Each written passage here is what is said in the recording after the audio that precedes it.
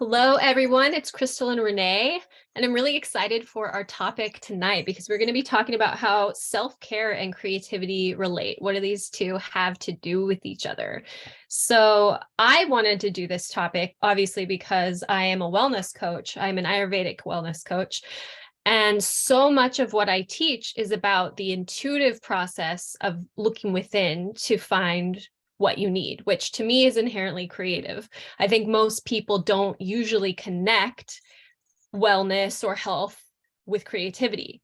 I think a lot of the time in the wellness sphere, there's kind of this idea that we are inputs, we need inputs and outputs. An output being like exercise, burning calories, and input being like, protein shake or vitamins or whatever. And that's what equals health. And that's definitely not my perspective. So this is what we're going to cover today.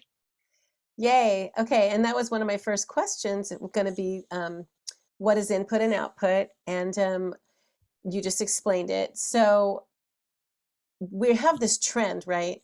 And there's a lot of folks out there on Instagram and wherever toting all kinds of wellness approaches, health and wellness, and what they call self-care. And so I wanted to ask you, you just said you have an intuitive approach. So what is the difference between if I just join some dude or woman, somebody on Instagram, and they're going to tell me, how many hours to fast and what I can eat, what I can't eat. What is the difference? What does intuitive mean? Yeah, that's a great question. So the first thing is that there is no health or wellness fact or practice or whatever that is universal to all. I mean, general stuff like eat your vegetables, drink water, those things obviously are applicable.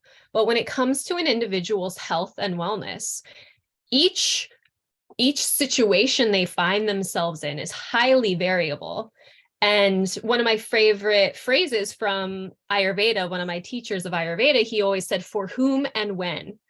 And other teachers that I've had have said, well, it depends. So it's like you always have to think of this. There's no prescriptive rules that can apply to anyone in all times and spaces and circumstances. So that's number one. It's kind of like in the yoga class when they're like, if you can't go all the way deep into the pose, don't worry, everybody's different. Right. Like that, your body's different than the person next to you. Don't look at them, look at you. Okay. Right. The idea isn't to be, to fit a mold. The idea is that health is dynamic. If I always go back to this metaphor of the flower growing. I love that metaphor. There's, 10 flowers in the same flower bed with roughly the same environment can grow in different directions and shapes and colors and, expressions of their blooms and all that. And we're exactly the same. And so, the history of Ayurveda, and this is the way I think of it, the originators of Ayurveda were the sadhus of India, like pre-civilization, pre-Vedas, all of that, just like people hanging out in the woods, getting really, really in touch with their bodies, just like sitting in meditation, feeling and observing and experiencing what it was like to be an embodied human. And I like to call them the original biohackers. Oh, I love that. That's good. Not because the intention was to hack the body or to change the body, though, of course, some people have taken that and run with it, both in that tradition and in the modern world. But I believe that the essence of Ayurveda is really about experiencing the self as nature. And that's a bit esoteric for a lot of people, but ultimately what that is if you were that flower and you took all the messaging, all the diet nonsense away, like a flower's not there like, oh, I only eat organic fertilizer. It's not a thing, that flower is experiencing itself as nature, unfettered and undifferentiated, right? So the more we are in tune with the actual body, our body is nature. It's undeniable. It's a part of nature, the way any animal is a part of nature, the way the stars and the moon and the tides and the sun and the earth are all a part of nature.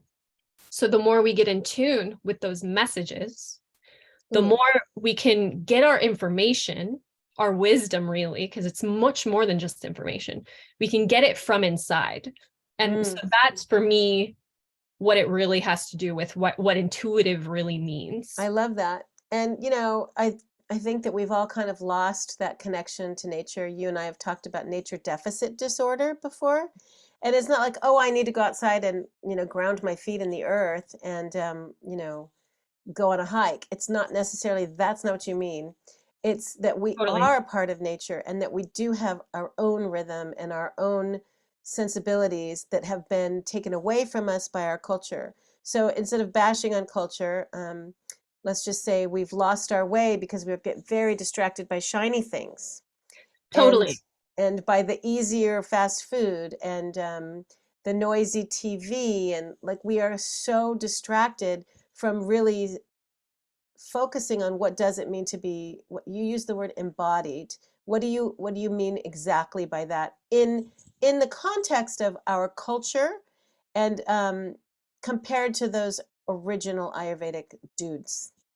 Yeah. So I think of being embodied as sort of being grounded in our form, in our physical form. So myself included, and maybe me even in particular, a lot of us tend to be up in our heads, the more kind of intellectual or the more theoretical the work we do or whatever, we can really be what I call a head case with love, but in jest, and that on an extreme level, that can be almost like a dissociation from the body, where you can kind of have this sense of like floating above the body or looking down at the body, observing the body in a detached, like an unhealthy detached way.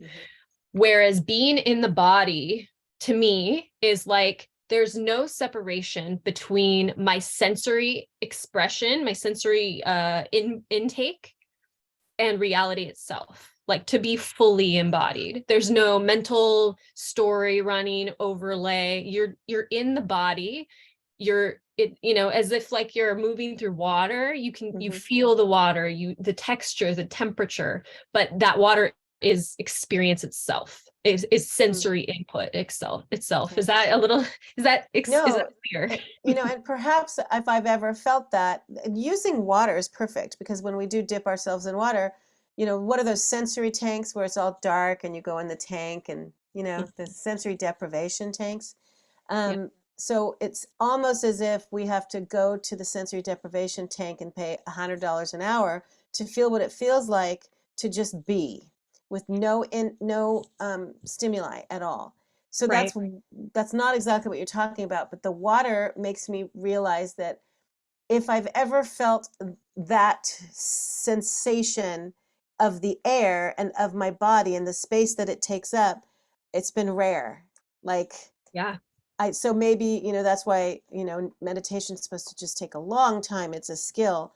But if that's your goal, not a goal because you don't want to have necessarily goals, but if Right. that's one of the things that's going to enrich your life and help you be, you use the word grounded as well, but mostly just healthy and care for yourself, it's to just learn how to just be.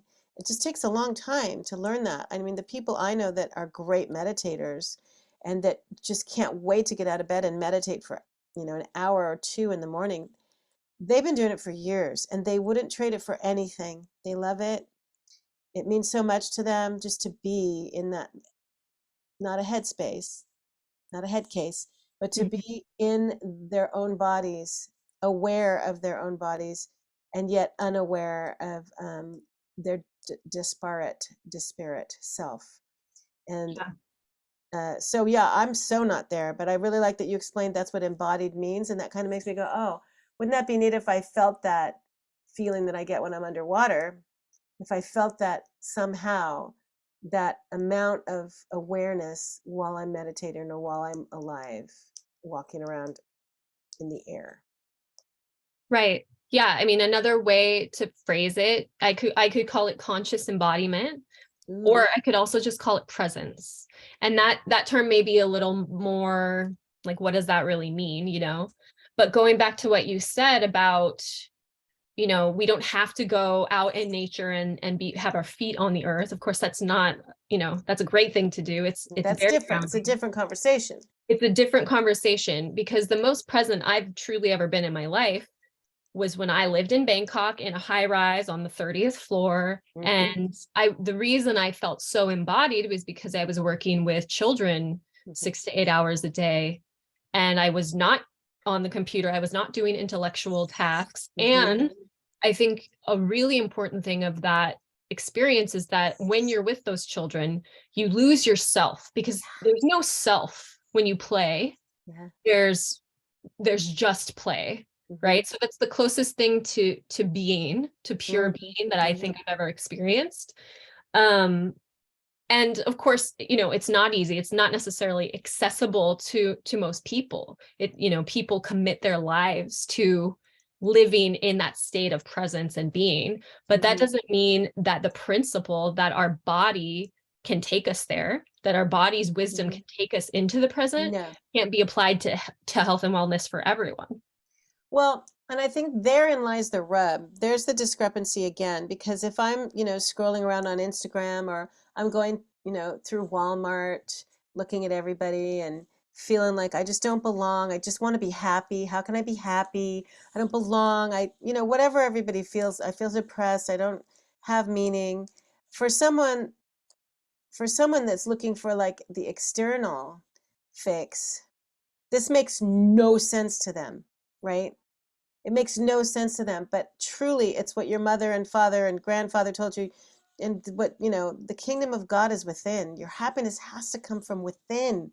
It comes Right. from only your interior. And people with everything, like money and family and good health, um, some of them aren't happy anyway.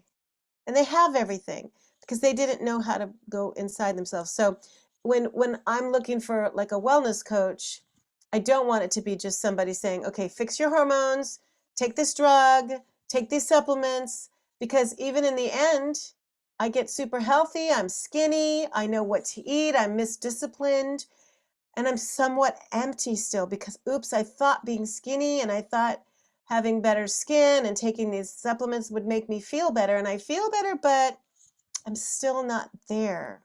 Still don't understand what being human is, or you're still lacking. And I know people like that, that have all that and they have it all under control, but they're still missing the boat on true self. So self-care to you has less to do with self and more to do with losing the self, or do you call it losing?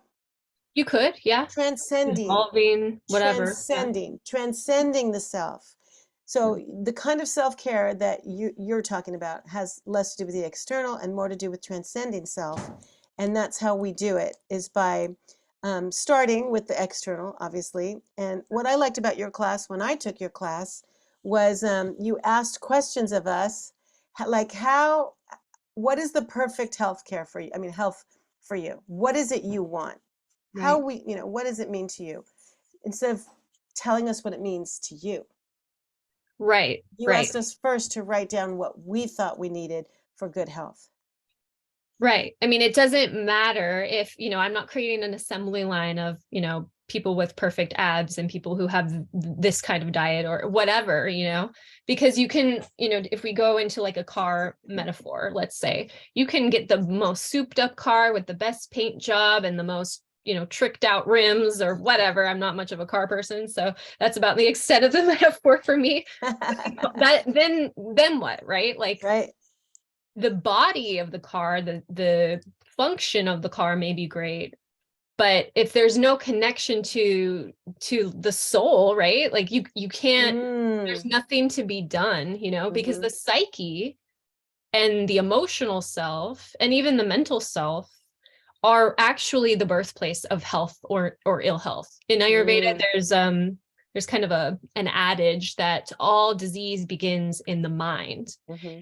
In a sense, what it's saying is that all disease is psychosomatic, not in the sense that what your disease is, self-created or you manifested it or you're imagining it, but in the sense that our perceptual field is the foundation for the way we perceive and experience life. So if our perceptual field has disease present in the most subtle sense, Right. then there nothing else can be truly healthy. You can have a six pack, Mm-hmm. you can have whatever it is that outside object of health, but it's really about cleaning up our sense perception, our perception of ourselves, our perception of the world, of whether we're a victim or not, or whether the world's out to get us, or whether the world is a safe place.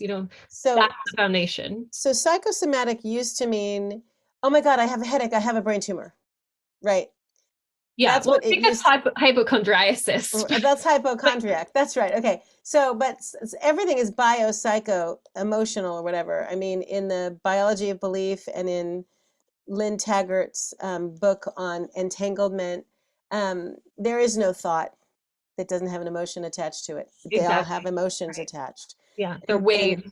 And so approaching health from that perspective is terrifying because then, oh my God, it's all my fault I got cancer, right? It's all my fault. I did it to myself. So that's scary for someone that's like, I don't want to go there. I just want to Right. hide out. I can't be that responsible for my cells in my body and no can do. But the ultimate beauty in it, it's not about blaming or saying, oh, I manifested this disease or whatever. I mean, there's so many factors that go beyond the small self. Like the ancestry is another form of self, right? Like our genetics and stuff like that are, our shared like family nervous system that we grew up, the household we grew up in, right? Family of origin. And also way beyond that are like the forces at play, which this brings it back to being a part of nature. It's like we aren't an isolated thing bopping along on our little journey. We're just a part of the entire flow, right? Like where does the flower end and the soil begin, I And that's love the that. same for us. I think that's a better aim for someone like me who wants a goal is my aim is to be a river that feeds the ocean or whatever, something, a healthy river. Like how can I be the best I can be as part of the whole? Just exactly what we always talk about with creativity, but just the whole creativity and having the power to create, literally recreate the landscape of your brain through meditation. That is super creative, and that can be documented, in brain scans. So meditators, you see this all the time. People who've been meditating for years and years and years have, like, if they're 60, they have their brain looks 25, because they're keeping those connections clear and clean through meditation. And there's a whole school of people out there that are it's very confusing to me, all of it. But like the whole manifestation and Abraham Hicks and the New Age secret stuff and all of that. I mean, just from a quantum physics perspective, David Bohm, says thoughts are real, and they're more real than this stuff that's real from that scientific perspective. And so if you take that to the nth degree, um, you're going to protect your thoughts, right? You're in your class too, when you would say, it's okay to have that thought. Like your approach is way different than the manifestation group, because there's a lot of fault finding. It feels Totally. like, you asshole, you manifested that. But your Ayurvedic thing is not like that. It's very loving. It's very different than that. So it's not like you're not taking responsibility, but you're on a journey. Yeah, it's really important. And this is, I've discovered in my own self-care, it's really important to have compassion for ourselves. And this is another thing I learned from the children, as a preschool teacher. If they were supposed to draw a giraffe and they drew a blob, I wasn't like, you're doing this wrong, Yeah. And so I started to have this orientation of like, whatever I do is okay. And that's not like carte blanche to just, Yeah. right? Like be a hedonist or whatever. But what it is like we can only do the best that we can in the circumstances that we have. And the self-compassion is a piece, I'm still working on, of course, Hmm. but Hmm. it's the piece that's like beating ourselves up is the opposite of care. It's the opposite of health. It's the opposite of wellness. And it also reinforces the idea of the self, which ultimately is the thing that we want to let go of, right? Hmm. So I don't bring people in and say, oh, you're doing badly, or you're doing this, or you're manifesting whatever disease. Like there were so many forces at play. There were the tides and the planets and the whatever. Who Hmm. knows how this Electrical thing. wires, above your house. Yeah. Yeah. Yeah, we have no idea. It's out of our hands, which Hmm. which brings like a certain humility and a certain Yeah. relief into it. Um, but the compassion piece is really, it's really to allow people to see that like whatever they're doing is as much as they can do within their sphere of influence, right? Hmm. Like the flower, going back to that metaphor, the flower has the soil that it has. It has the level of sunlight or, overcast days or whatever that it has, the amount of rain that it has. It has an attentive gardener or an inattentive gardener. Hmm. And if we don't have compassion for ourselves when we're giving ourselves care, we're really just we're kind of like self-flagellating, but Wow. but disguising it as, health. Well, yeah, disguising it as doing the best we can because you're not happy with this or you're not happy with that, and then you berate yourself, and then that's like you said, that's the opposite of caring for yourself. But I feel like the self-care word and the industry of the wellness industry, um, full of the biohacks and all this new lingo, like I was just joking today with Jordan and Lau, my son and his wife, that in our day we just said, I'm going to skip breakfast. And Right. then your parents would be like, don't you dare, that's not okay. You should eat breakfast. There was all these, myths going around. And then we'd say, I'm just going to skip lunch and breakfast. And, I'm just going to eat dinner. And so now they just call it, one meal a day, OMAD, and now they call it intermittent fasting. Now they Right. have these names for everything, right? So I thank God that the whole bulimic thing is not becoming like a possibility. But as far as like you think you want to fit into one of these categories, and what you always say in our podcast and in our classes, what you just said now, you said it's just information, right?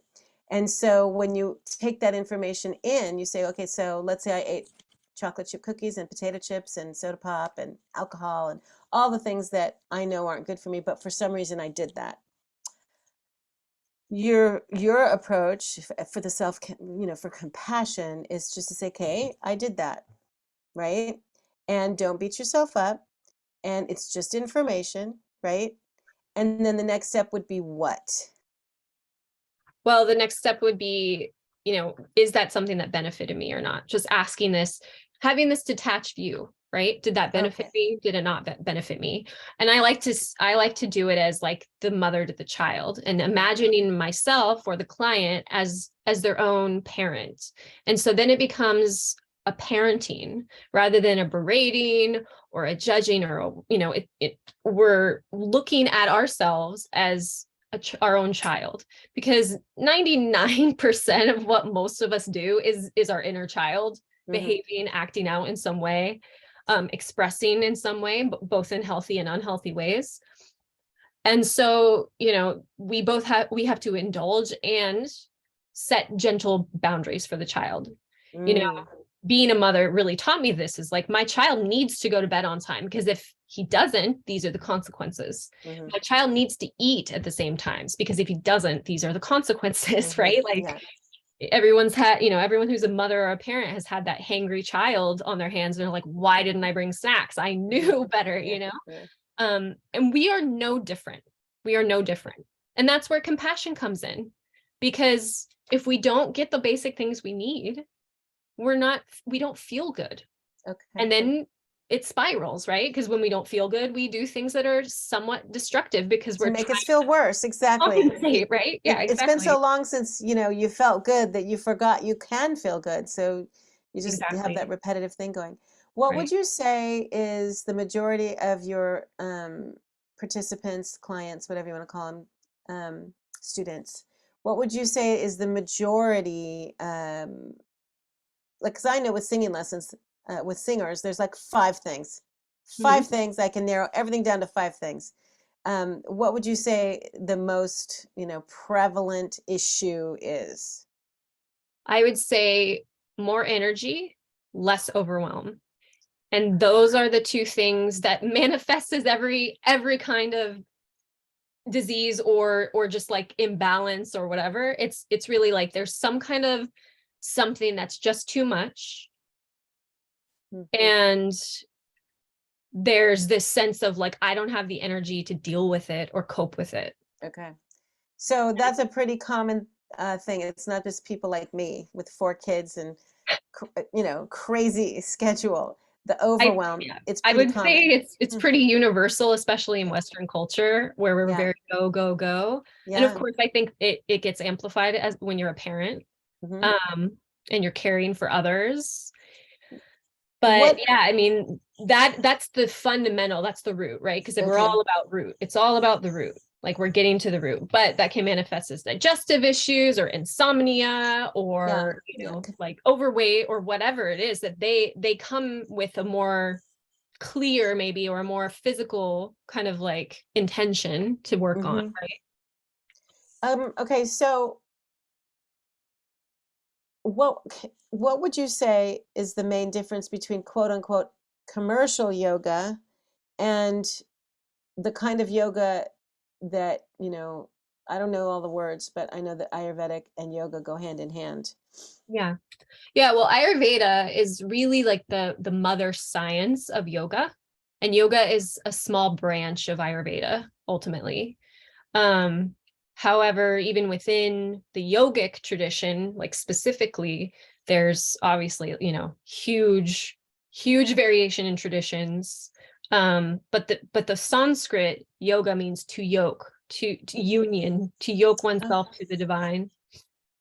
And that really is the fundamental practice of Ayurveda. And of course, this is again me getting into the theory of it, but the theory really informs what I do with my clients. And going back to what we were talking about, how disease begins in the mind and how this isn't what the manifesting crowd says, because this is the difference: is manifesting is directly engaging with the mind to basically suppress the subconscious, whatever that narrative is, and place nice ideas on top of the subconscious. mm, And that can be good. I mean, that, if you are, in business or whatever, the more like physical, like pragmatic the thing, it might be beneficial. If you're a sports person and you need to tell yourself, I'm the best sports person, whatever, that's great.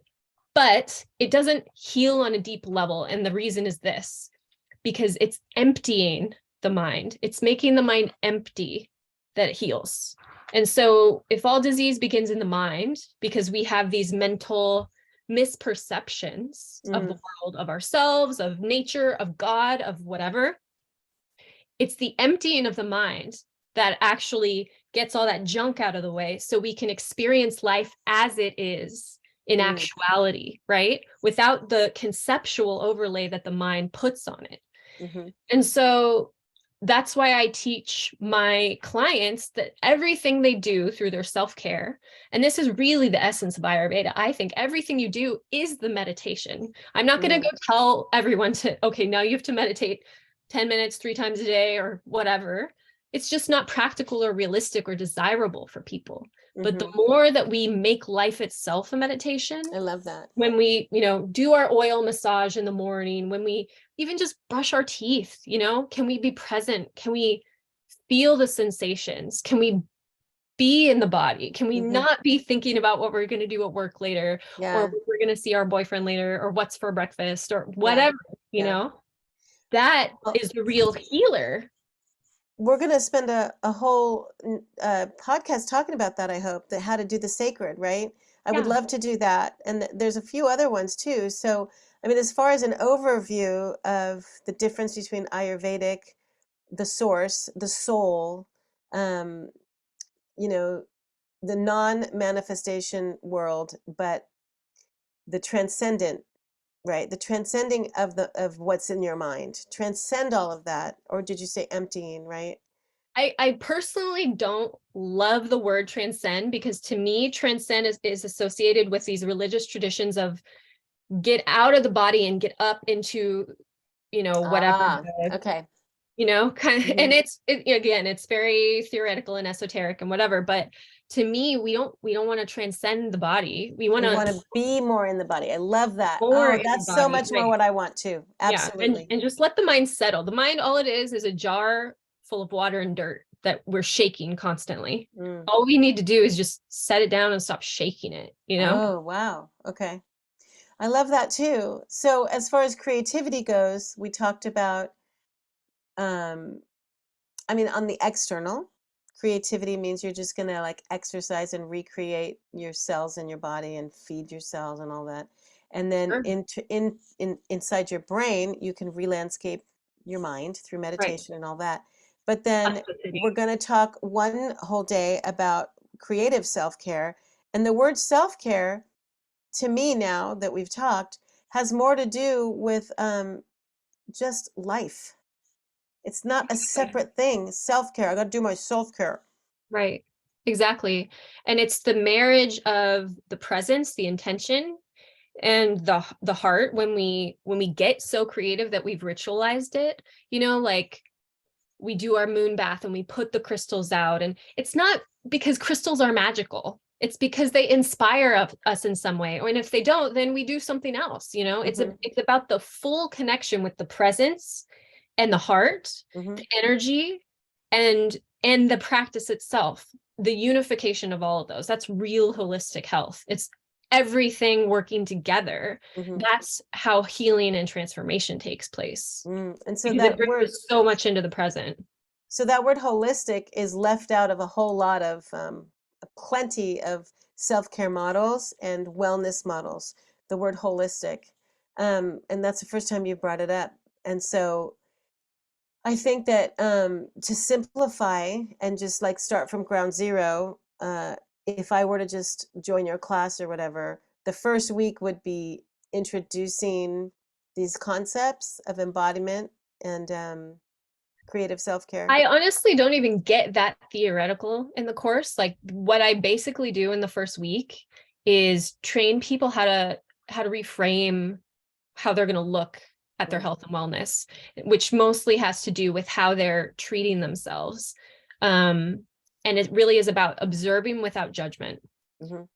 just observing without judgment. Like we're here to, just be curious about what's going on in your body. And that curiosity That's is creative right there. exactly, yeah, Curiosity and imagination and creativity are all like bedfellows. right. I love that. Just So be reframing curious. Isn't that that there's something nice? wrong with you that we're here to fix, but rather being like, hey, this body is nature and I occupy it and it's That's great. constantly sending me signals and information and communications, and I can get curious about it and Tune in. I communicate with it. love this Exactly. so much.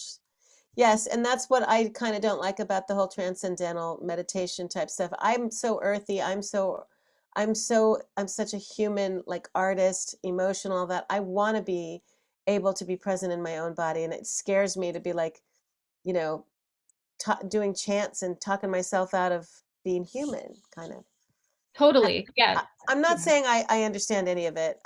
I dabble in everything. Yeah, and I'm the same way, but my one of my teachers taught me that there's basically three entry points into this work, like the deeper work. And it's the body, the energy, and the mind.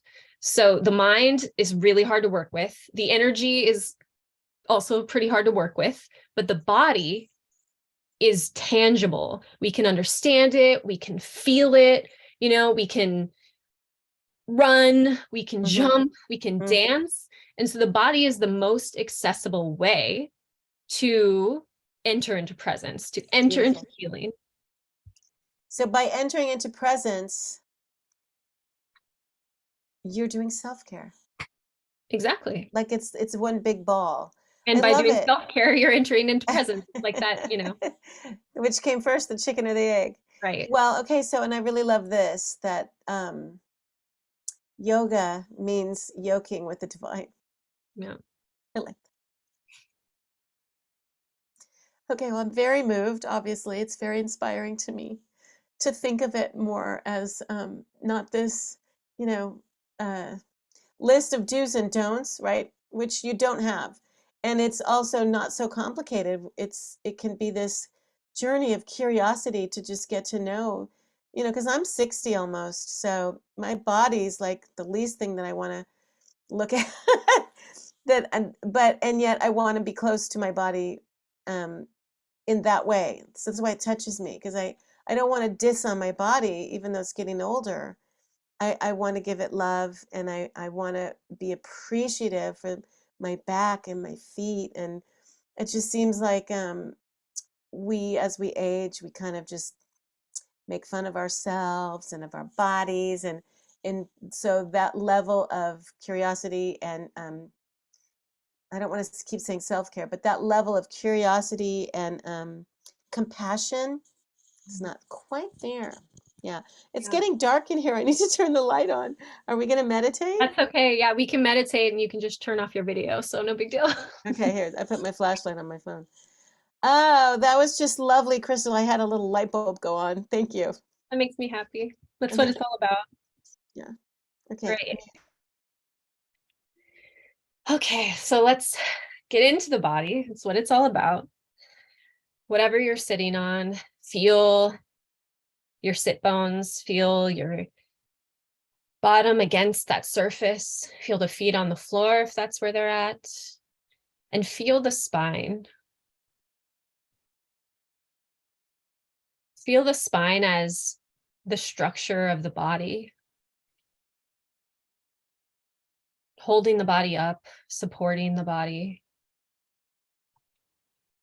lifting the crown towards the sky.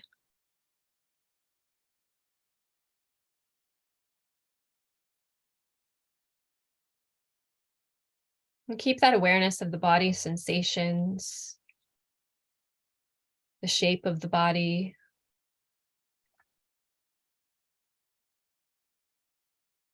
And also become aware of the breath.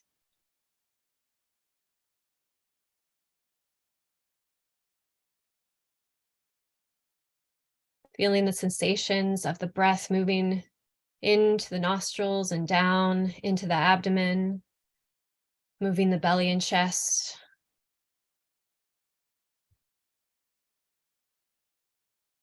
And the exhalation as the breath moves up and out of the nostrils. Even feeling that sensation on the nostrils.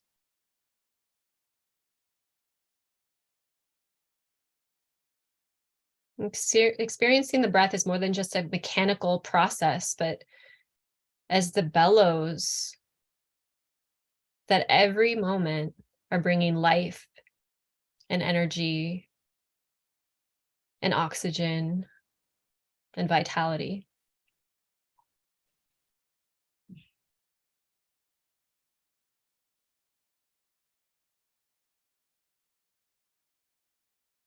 This breath that we share with all other living beings.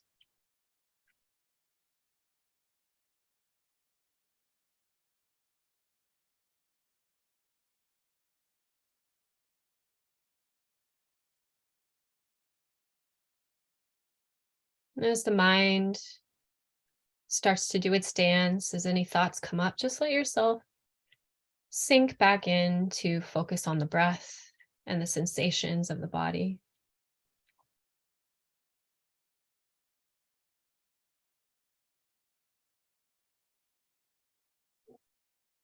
Without force and without judgment, just bringing the attention, the awareness back to this present moment as experienced through the body.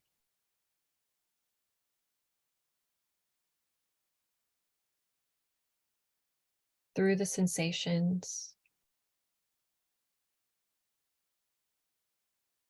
the gentle movement, rise and fall of the chest and belly,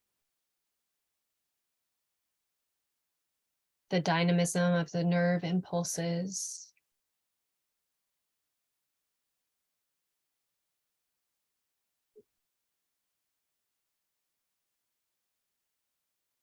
what we call prana in Ayurveda, moving through the body, creating all the movement that dictates the bodily processes, constantly keeping us alive, aware, and connected.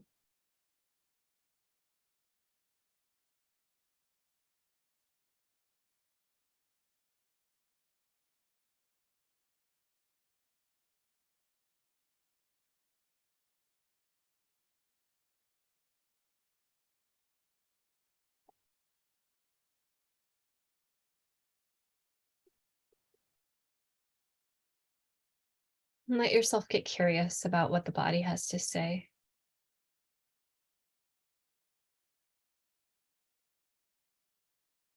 It may not always be pleasant.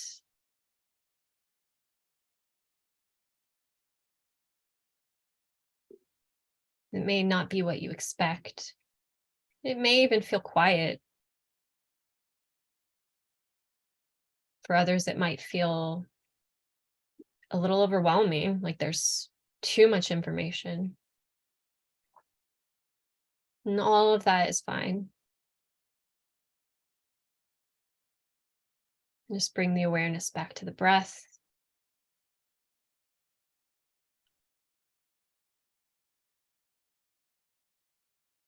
Remembering that it's not a problem to be solved.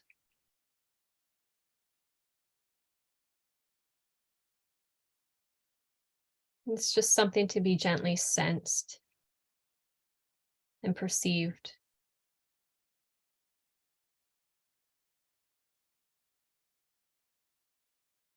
And welcomed. Whatever it is, there's space for it.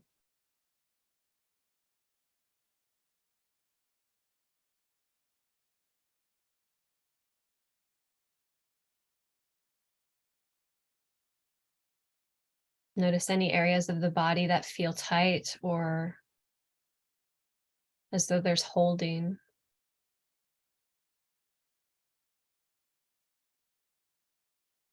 Get curious about why.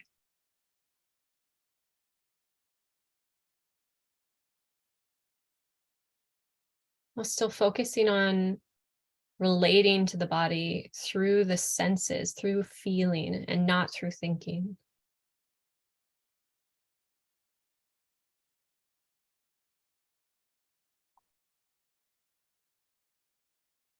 Feeling into those spaces that need attention or love,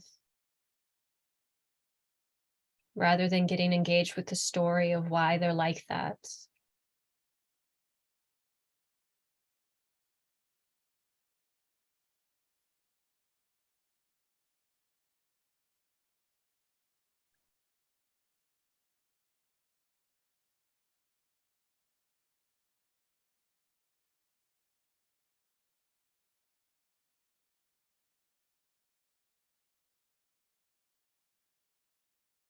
And then letting that sense of care and attention pervade the entire body. The entire body all at once.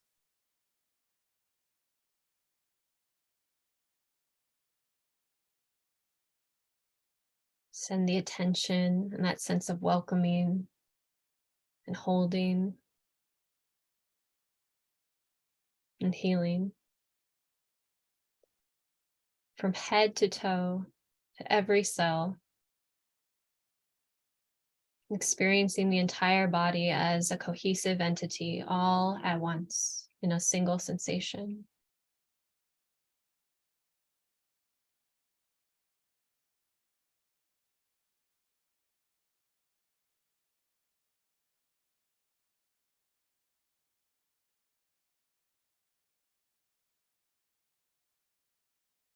Feeling the breath rise and fall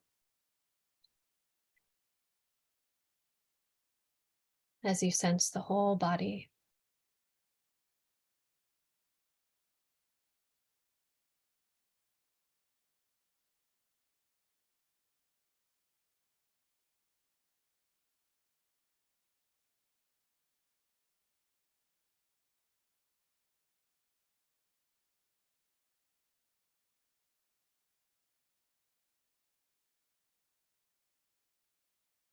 And then as you're ready, start to feel your feet against the earth,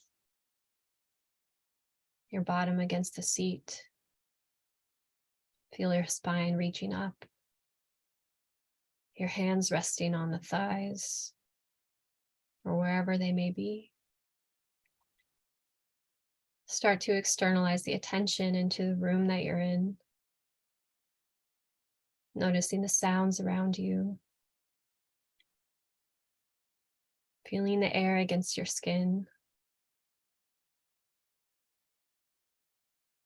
And as you're ready, you can gently open the eyes. Thank you. My pleasure. Okay. Okay. Well, more of this next time, and I'm gonna keep track because I'm a tracker. I'm gonna keep track just a little bit. I've been doing your meditations, by the way, Oh, on YouTube, and it's been very helpful. I do want to do it. I do. I yeah, think it's very helpful. But I love that I kind of have not a goal, but I have the underlying thing now, the underlying philosophy. It's totally. it gives me even more excitement to do it. Good. I'm glad. Yeah, the context is so important. There, I have the context. Yeah. Okay, I'll see you next week. Great. Love Okay. it. Mwah. Bye. Love you. Bye.